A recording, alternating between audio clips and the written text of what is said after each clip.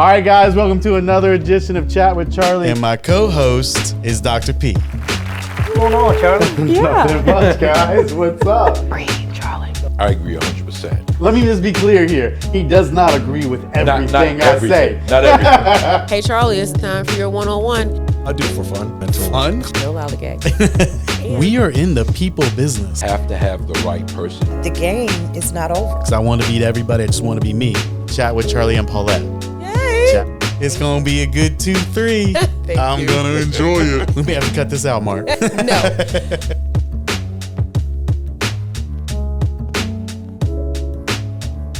All right, guys, welcome back to episode 18 for 2023. Charlie Parker here, your host, but my more important host. Can't even say that right. I'm all tongue-tied. Dr. Paulette Thomas Collins. Hey, And we got a special guest here. Jeremiah is going to join us for a little chat on the couch. Yes, welcome to the couch. Welcome to the... How's the couch feel? It's harder than I thought it was going to be. We need to work on that. Yeah, man. I'm glad you're here. Yeah, me too. You doing all right? I'm doing great. Okay. Good to meet my friends. Welcome. So what we thought we'd talk about today is the difference between motivation and discipline. Or is there a difference? Yes. I think that this came, Charlie, because we were talking about 2024. Yep. You know, we did really good this year.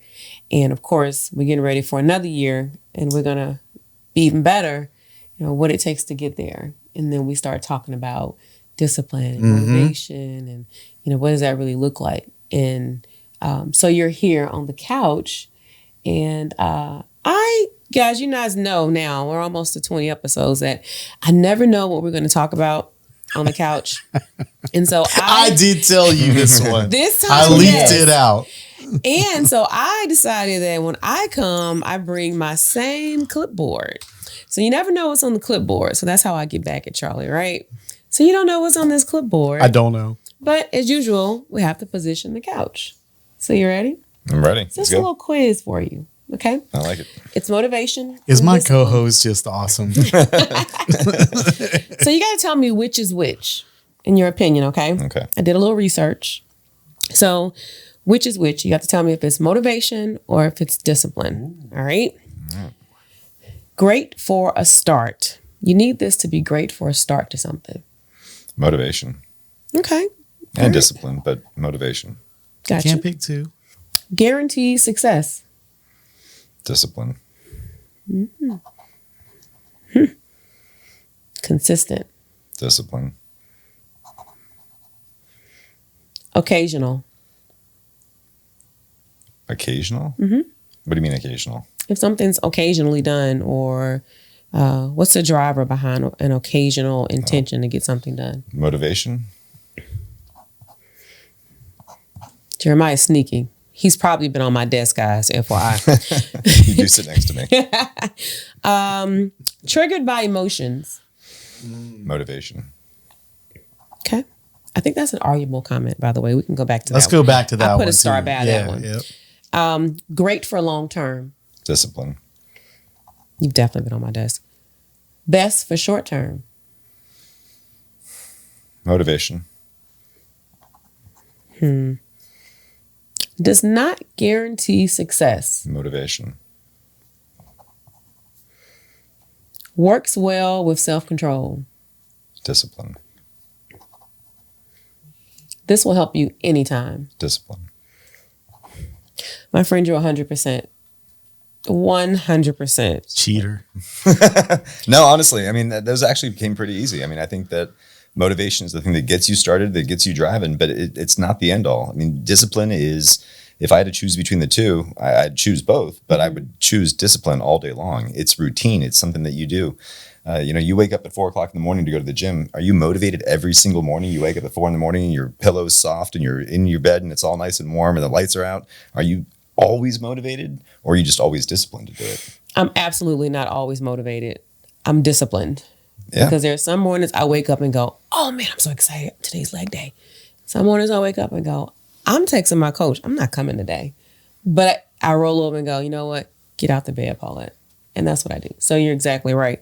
So let's go back to the one that I thought could be arguable in leadership. Leadership-wise, in motivation and discipline, Charlie and I wanted to revisit triggered by emotions. It is qualified as motivation.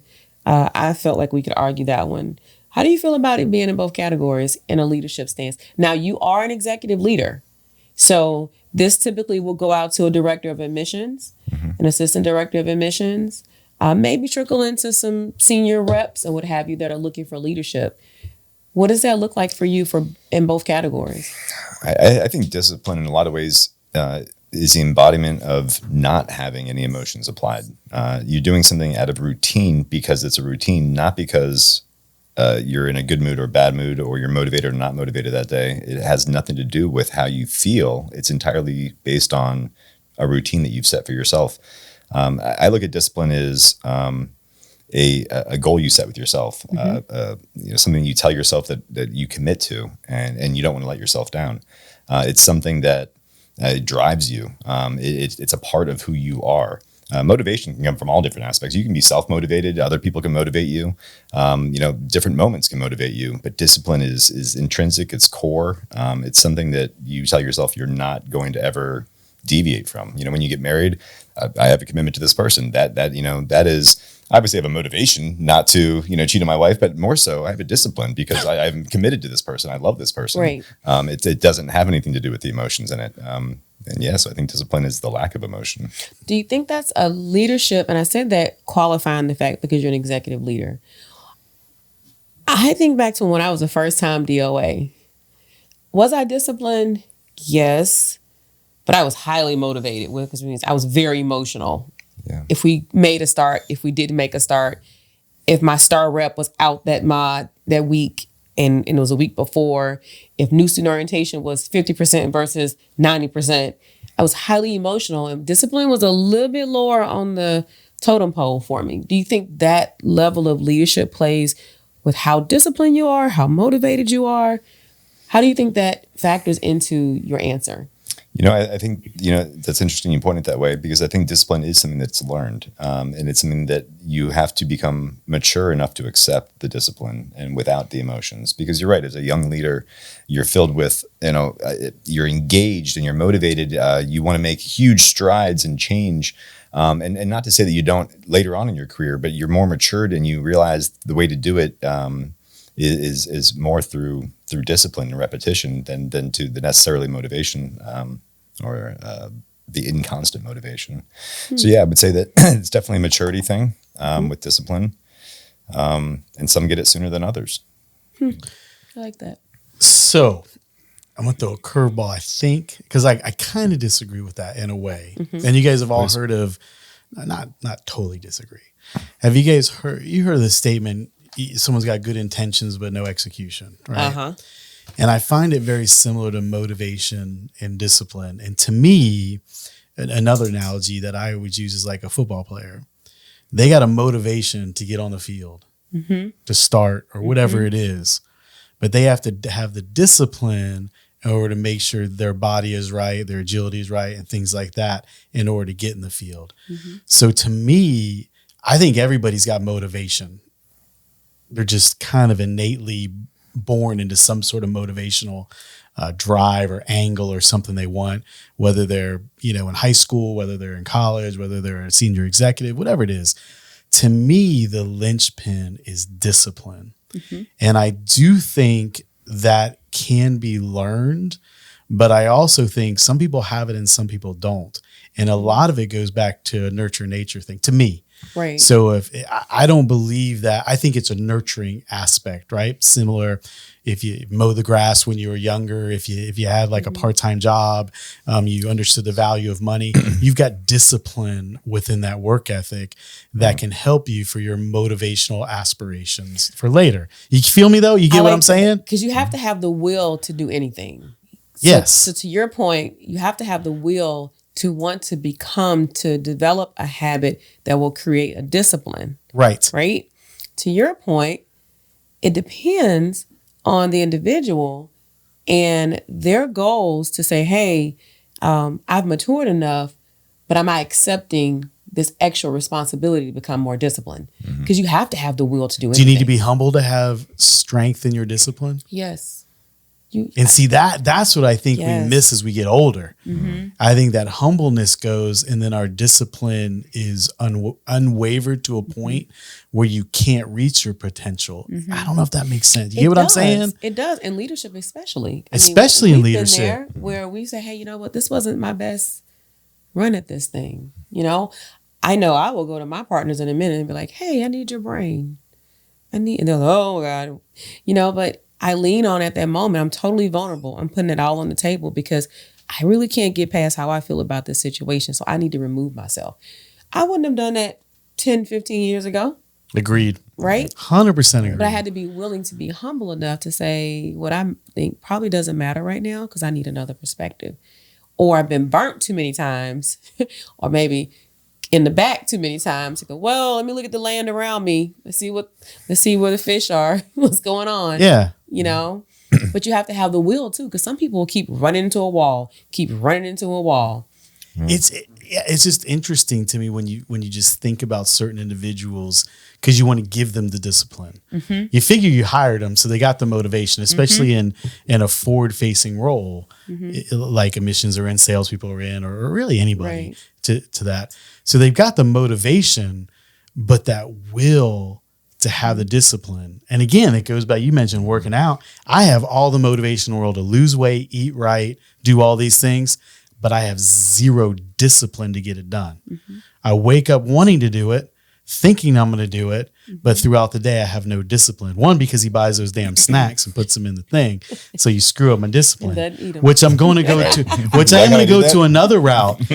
What are the obstacles to your discipline? Because let's say the motivation is there for our thing. Our motivation is there to secure good starts, mentor our people, train our people, do those things.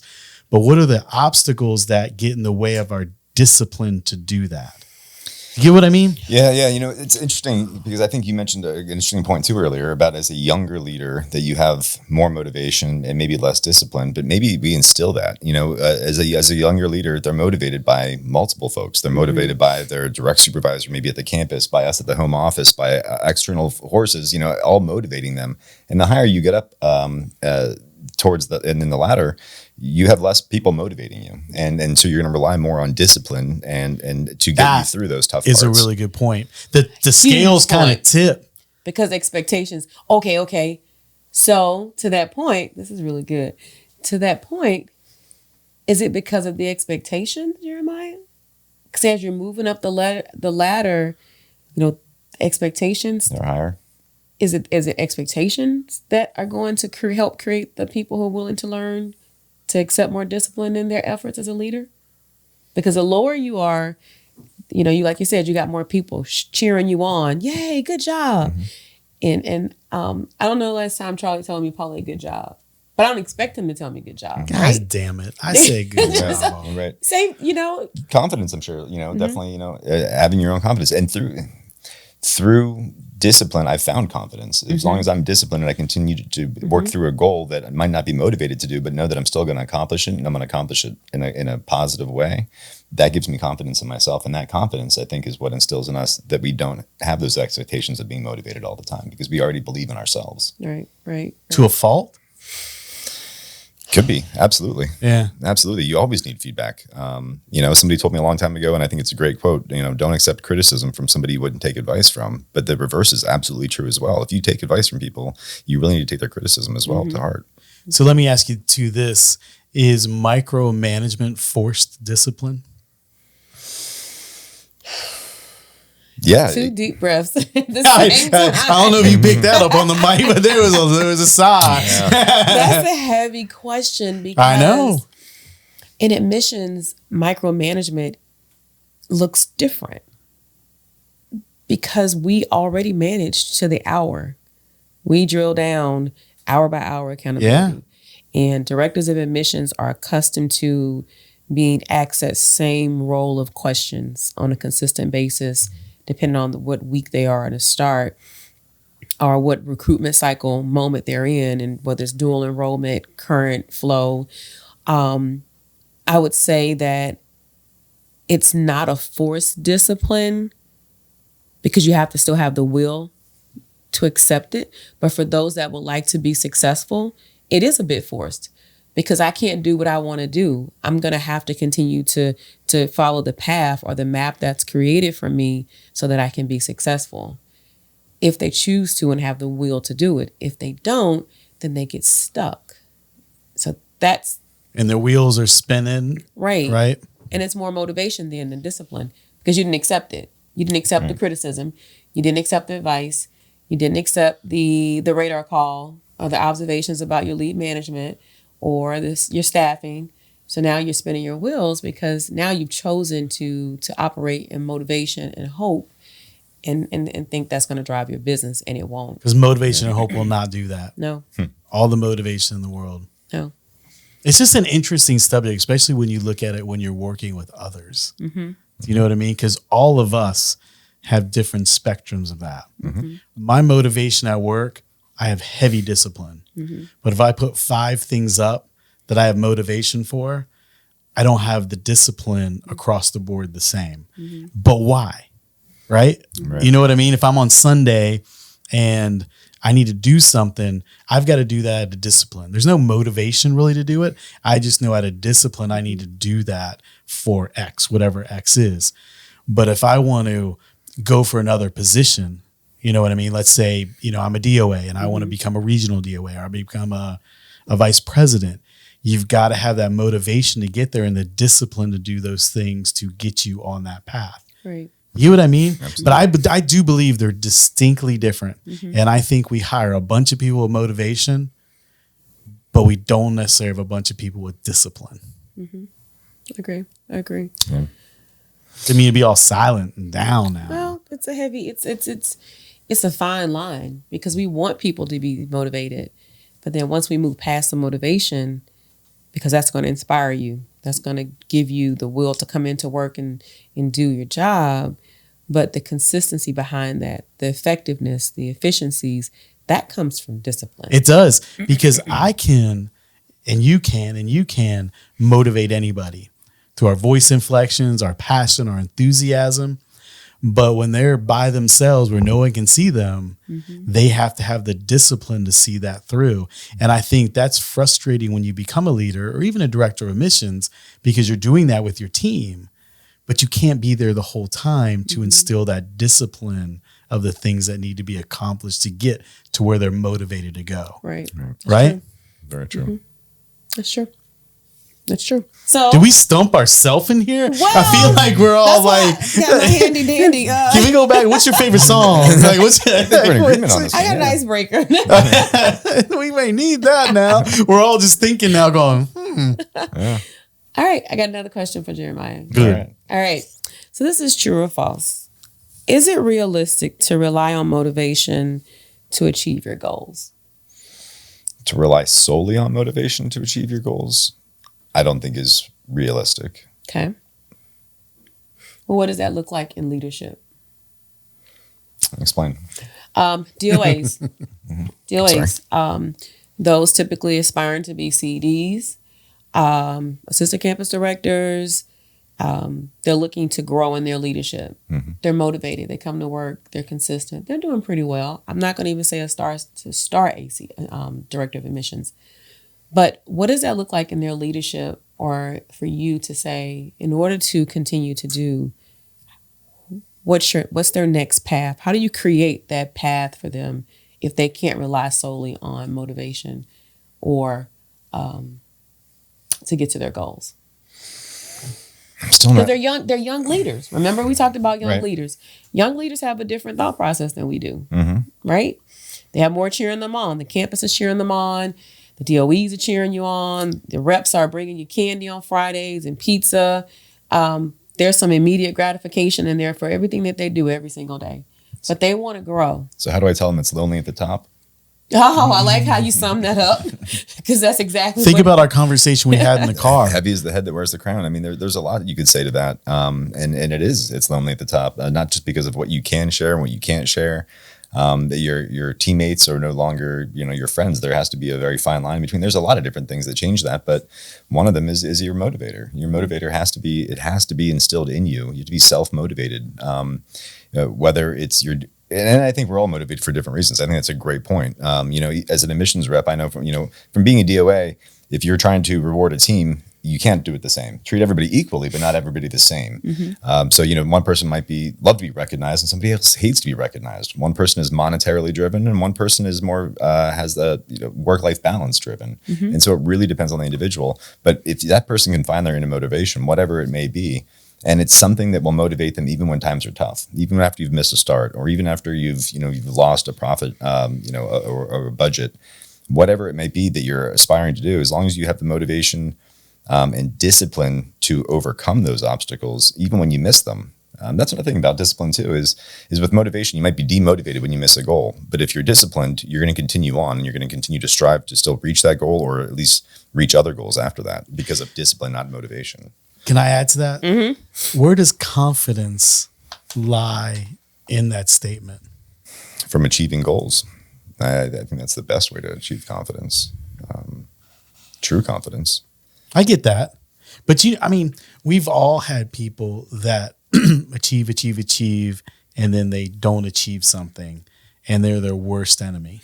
They just beat themselves up, which can be a positive if it's done in the right way, but can be a real career limiting detriment to them if they don't understand the real pathway that they're on, which includes those emotions of being, and I think there are emotions to some extent, of being motivated or disciplined. Because, and this is why I say that, we've had directors of missions that do a great job. They'll miss one start and they're just done. They're shattered, they're crushed, and that is career limiting if they can't understand there's a bigger picture to this. And part of that is a discipline of yourself. And I believe the confidence within that to look back and just say, yeah, big deal. I'm okay. Here's what I could have done differently, and here's what I am going to do differently. Those type of things that resonate with you. It's interesting you say that, because we have a DOA in my region that consistently just crushes it, and she crushes it in every area possible, and just makes us so proud from an organizational standpoint of all the things she accomplishes.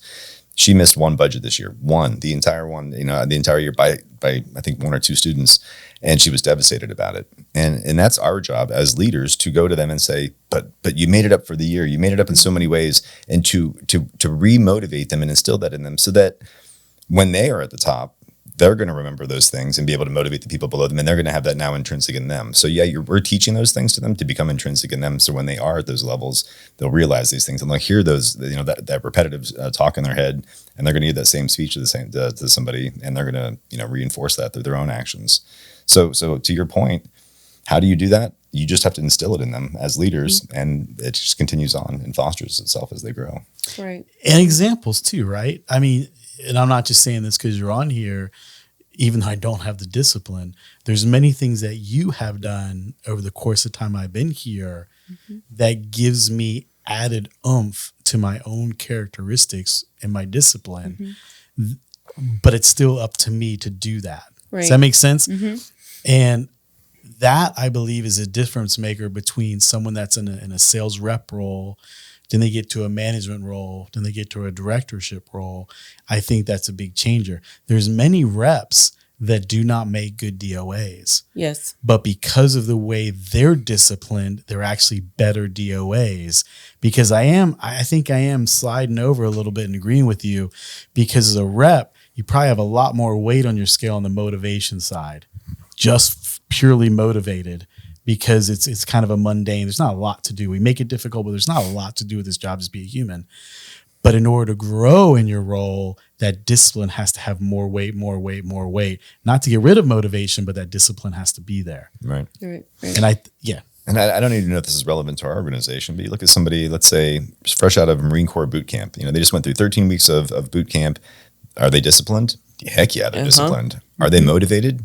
Heck yeah, they're motivated. They have both of those instilled in them, and the military doesn't say, I just want a disciplined, soldier that's just going to follow orders. I also want one that's motivated. And I think both of those things go hand in hand to winning the overall goal or objective that you have. Yeah. Yeah. I totally agree with that. Totally agree with that. So part of that, when I was reading about because we were talking about, we did a little reading, is the characteristics do make up our leadership. We can't shake that. You have motivation and discipline intertwined in that, right? So if I say motivation to you, what's the first word you say? What's motivation is what? Give me a one word. First word comes to your head. Motivation is self-motivated. I don't know. I think the word's That's instilled. That's 2 words. Self. Okay. Self. Okay. Motivation. Action. Okay. I say inspiration. Ooh. All right. It's your question, though. That's not fair. Oh. That was a good answer, though. You might That was a good answer, though. So if I say discipline, what's the first thing that you say? What do you think of? Repetition. I want another word than repetition, but that would be the similar word if there's a synonym of that. That's kind of the same. My word is consistency. That's a better. That Right. is a good word. Right. I even clapped. Right. That's a good word. But look at the parallel. So when I was doing my research, again, to the maturity of leadership, look at the parallel. We all agreed on consistency and discipline, right? And then somewhat similar in the motivation, which is where you look at the levels of leadership and where someone's currently situated. So my question to you, Jeremiah, is in discipline, and you have a new leader, seasoned DOA, mid-season DOA, good, bad, and different in terms of performance. What different do you do to ensure that they have the discipline for you to keep them or remain in your leadership team, on your leadership roster? What do you look at? Because whether they still are responsible for numbers. We all agree on that. Mm-hmm. What are you looking for? What am I instilling in them, or what am I ensuring that they're still having? Well, I would say, what are you looking for? What are you looking for? It's the consistency. I think that comes back to it. If I'm seeing consistent performance, then I know they're disciplined. If I start to see a lack in that consistency, then I know there's something that's either they're not being motivated, they're not disciplined anymore. Something's impacting that, and it's my flag to step in there and see what's wrong. Okay. What if you find out they're more motivated than disciplined? Then I need to motivate them more, or find a leader that responds better. Yeah, honestly, I'm okay with motivation. Charlie and I have a saying that we love, and that's that we'll put up with high performance. With high With the pay. I'm sorry. You talking about pay, or what are you talking about? No. The average leader conversation. High maintenance and high performance. Oh, okay. 100%. Said in a nicer way. I'll deal with high maintenance all day long if there's high performance out of it. So if I have a real high performer and they need to be motivated constantly, I'm going to motivate them constantly because they're a high performer and that's what their driver is. Great. If I have somebody else that doesn't need to be motivated and they're purely driven on discipline, then I'm going to instill that and motivate that. I'm trying to, for the people that are listening too, and I do think emissions reps should hear this too. I don't know if we show these or have viewer. I don't know. I'm thinking about the phones. I think sometimes I've heard that. But I do think this episode, for you guys who are listening, I do think this would be good for the emissions reps because to me, that's a difference maker in moving up. You always get the question, what can I do to move up? And the old adage was just hit your stars. Mm-hmm. I don't think that floats anymore, especially in our culture. If you don't have a commitment to consistency, you can't move up and be a leader here. Mm-hmm. Right. And that consistency makes a difference. And I'll even take it one step further. I do believe a campus director who runs all of our campus, right? They're over all the campus. Everybody reports to them. I believe that they can take away from that discipline in a nurturing way that can stifle a person's growth because of what they know they need to do from maybe outside, maybe working with a regional DOA who manages those salespeople. And so CEDs have to be careful on what they're doing to disrupt that discipline, if that makes sense to you. You know what I mean? It's kind of like a scope. If I'm on this and I'm motivated to get there and I have these consistent commitments that I need to do to make sure I get there and understand how I'm going to get there, if I get wrenches thrown at me by supervisory reasons or whatever it is, that can change my trajectory and my commitment to being consistent. That's why when I say confidence, a really good leader has the confidence to say when that's detracting from their true mission. And one of the hardest things I believe as a campus is to stay on target in the missions with your true mission. You get when I say that? Right. It's a fine line. Jeremiah's answer was perfect because his answer. So mine sucked? No, it was answering your question because his answer was specific because you can't manage everybody the same. But everyone has to have an equal opportunity to perform to our expectations when they demonstrate they have the will to do so. Correct. Because it's a self-inflicted desire that you have to be great. No one's going to wake me up at 4:00 in the morning. No one's going to say, Paulette, go run. No one's going to say, Jeremiah. No one's going to say, Charlie, get up on Sunday and go. No one's going to say that. That is a self-inflicted desire. I've been motivated enough. I've been taught enough. I've been trained enough. I'm paid every 2 weeks on my job to do my job. When I get there, it is now myself that has to move forward. So that's where the balance comes in and supersedes someone really, really patting me on my back all the time and motivating me.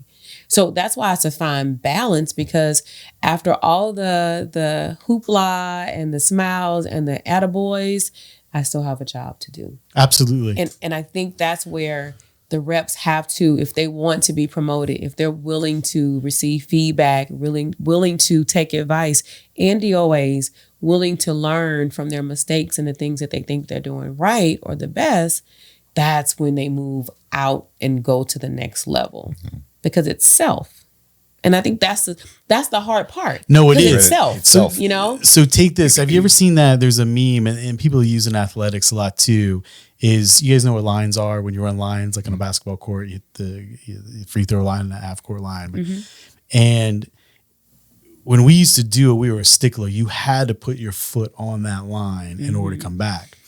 And there's a meme out there that shows, people a foot from that line or 2 feet from the line. They're still doing the action, the what's needed to be done, but they're not doing it to its fullest potential. Not necessarily checking a box, but they're not doing it to the full potential. And it reminds me of Scrub or NSR, whatever we call it these days, where we review all the applicants. You do it, you're consistent, but then, week 4, you don't do it. In week 5, you don't do it, and you're surprised. Right. And that's the thing. How much endurance do you have within your discipline, your commitment, to ensure you're going to get to the finish line? Yeah. Do you know what I mean? Because in our world, we have a lot of repetitive stuff, and it stinks and it's old. Just like you getting up every morning and going to work out, it can become a habit, but it's so easy for a little crack in that habit. Yeah. That's Do you know what I mean? That's true. I think in leadership, we were talking about self-awareness and emotional Yeah. intelligence. That's in leadership where you have to hold yourself to a high level, a high standard, integrity comes into play. Because there have been times where I know, and I'm only using the gym because it's a gym, but I'm supposed to do 4 sets of 12. And I'm in Vegas and I'm tired because I just flew all day long and I do 3 sets. Those 12 packs or And I were do- those 4? He's a mess. What? And I do 3. And then I say, Different Vegas. I'll just do 3 sets of 15. And then I walk away and going, shoot, let me do one more set. But what if you eat wrong too? The same thing. Right? You get up, you do those things, you're pissed off, you got to do them, but It's you the got to same discipline to do them. But then you go eat all this crappy food and you just counter, right? And that's where the balance comes in. How do you teach a DOA to manage individual selves? Because now the DOA is a person, a leader, and they have a bunch of selves on their teams, motivating them, driving them, still looking for them to meet the expectation. That's a fine balance for an effective DOA, such as the DOA in Atlanta, the DOA in Vegas. And I'm just naming a few that have been successful. But as a leader, there's something in those leaders that decided to listen to their CED's guidance, their regionals guidance, the regionals training, even when they thought they were doing well. Something in them decided to say, hey, I'm going to listen to that feedback and roll that out on my team, because now I have 5 selves in addition to myself on my team. Right. Right. That's the fine line that DOAs, I think it's hardest job on the campus. And I've been a CED, but I remember being a DOA. Like that's totally different. And I say that loosely because I sat in that seat for years. So leaders on the call, DOAs on the call, emotional intelligence and self-awareness is what's going to determine your level of diligence, discipline, and motivation for your teams. That's my advice to DOAs because it depends on where you are. And you don't have it every day because you're not perfect. You're not. Mm-hmm. Yep. I keep using the word self a lot. And one of the words I keep thinking about with discipline is being selfish. Discipline is being selfish because you've set a commitment to yourself. And we've all let other people down and it hurts. We've all let ourselves down and it hurts even more. And so discipline is really just not letting yourself down. And so you're being selfish. You're saying, I'm not going to let myself down in this goal. But you're setting a goal, hopefully, that's going to better the team, better the campus, better the organization as a whole, better the students that you're serving. And through that self-personal goal, you're serving others. Kind of like, when you're on a plane, you need to put the mask on the kid before you can put it on yourself. Right. That's right. Yourself before you can put it on your kid. For the same thing, you need to help yourself and be true to yourself before you can help others. And how can you help them if you're not doing it? That's the same thing as just being a good example too. Yeah. Right. It's that practice. That's right. I think on our last show, you asked a question, and the mayor was about being selfish in leadership. And of course, we agree we couldn't be selfish at all. But to your point, in order for me to become better, I have to take a moment of self and develop self in order to make the changes I need to those that I'm responsible for, that I'm accountable to, whether that's at home or here at the organization. Well, gosh, I mean, that goes into another thing of just being respectful of the position you hold. Do you come in before your people get there? Do you stay late because your last one there is working? Do you take responsibility or point fingers? I think all that can go under this big umbrella of motivation and discipline and those type of things, but they're all ingredients to making who you are. And I do agree with what you're both saying. You grow into who you're going to become, right? And you have to learn that early on. Because I know some reps that just don't have the discipline to be any higher than that. And that's okay. Make a good living. You have less stress. You're singular to your own plans or whatever it is. And that's good. But if you want to traject on that, it's just not about, I'm motivated to get there. Right. You've got to have those other intangibles in order to get there. And it ain't just a number. It is not just a number. And that's proven time and time again with some bad promotions, not here, but just everywhere. Bad promotions because motivation alone didn't get it done and just kind of did it. Right. I think also with discipline, you have to keep in mind as a leader, your audience. Yeah. Because it's different when we're peer-to-peer. Because we may, there are things Jeremiah expects of me, things I expect of him, and we fulfill those obligations, right? Coffee every morning, 9 a.m. hot. It's 8 a.m. Well, when Paulette's here, it's 8 a.m. Well, she has coffee on. And however, though, if we're not maybe peer-to-peer, maybe it's the DOA and it's the campus librarian. The discipline, the expectations change. They do. So the discipline correlates with expectations and what I'm looking for. I'm not looking for the same sense of urgency from my campus librarian that I'm looking at for financial aid. 100%. I'm held to packaging is important. I'm not looking for the same level of accountability or discipline from my career services as I am my registrar the week before start. So as you grow in your leadership, to your point, and your maturity, you have to be able to compartmentalize, where those expectations and in yourself and others come from. Because just like I expected from my registrar and financial aid week 5, they have to also, I have to give that too. So when they need something from me, I have to make sure I'm consistent. So it equals that. There's reciprocity there. That's right. You're not gonna get that back because you haven't been disciplined. How can I expect that from you and you hadn't been disciplined? And that's the rub if you're like that as any sort of leader. That if you are a DOA that's always financial aid, registrar, financial aid, pointing the finger, they don't do this enough. They're not fast enough. They didn't email me back. They didn't update Campus View. Well, let me ask you a question. How consistent are you in making sure your reps update Campus View? Are all the notes in there? All the documents needed for admissions timely? Or are they waiting 2 weeks? They mimic your actions. There's reciprocity there. Absolutely. I'm gonna hit you guys with one more. We got time. How we doing on time, guys?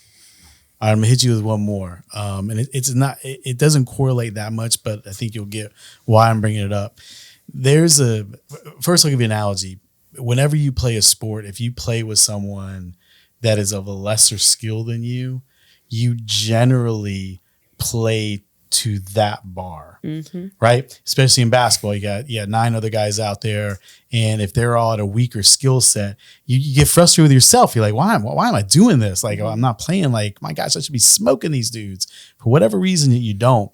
And people have made that same correlation with who you sit by at work, or who you go to lunch with at work, or how you sit and get coffee or the water cooler at. And one of the statements is if you're an underperformer and you're a high performer, chances are that underperformer can bring that high performer down a bar or something like that. And I think, especially as leaders, we sometimes, I don't say we don't recognize it, because you just can't fire everybody or discipline everybody or something like that. But I do believe there's something to that chemistry of performance.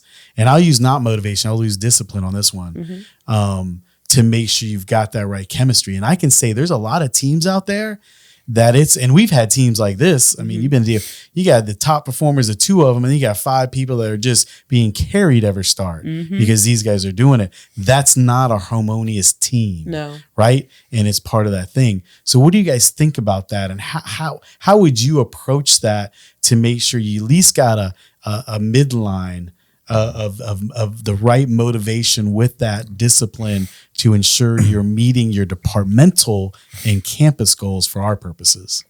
I'll go first because it's the easy answer and it's the cliche answer. But if you hire those folks with the will over the skill, and you've got 2 high performers and 3 low performers, the 3 low performers are going to bring themselves up to the high performers. They bring up to that bar. Because they have that will. But if they don't have the will, then you're right. Even the high performers will get brought down by those low performers. So how do you interview for will, though? How do you look at someone for a half hour and try to ascertain that will? That's a good question. That's why I named my son Will, so that way when he goes in an interview, they know right from the time they look at his resume to the time they look him in the eyes that this guy's got will. Your will. Your will. Your will. No doubt about it.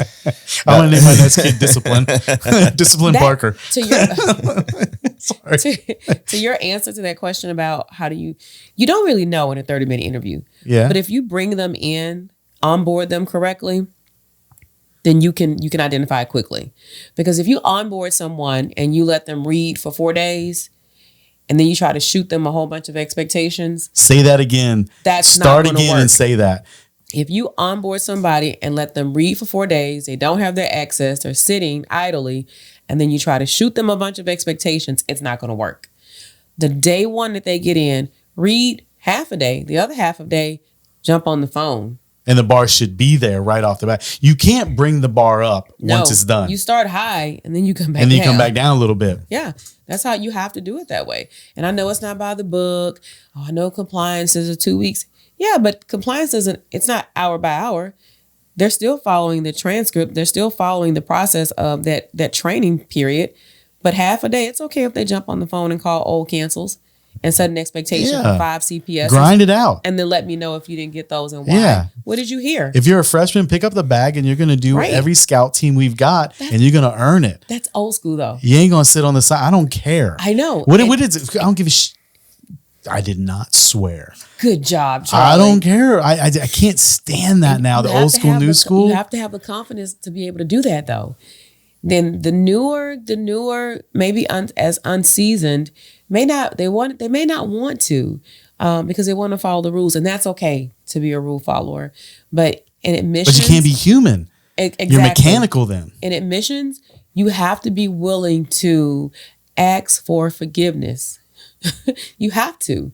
Hey, I brought this rep in real strong, but she's going to be good. Okay, what'd you do? Did you follow the training agenda? I did. Let me see it. Okay, great. Is she meeting expectations? Yes, she's developed. She knows this. She can read the script. She can go through it as a guide. She doesn't need it, but right now I'm using it as a temporary to ensure that she's not uncompliant, whatever that may look like. But you have to be able to do that confidently. But again, it goes back to what Jeremiah was saying. That's discipline and having the will. It is discipline. That's discipline. And that's why I think, I'll let you get through real quick.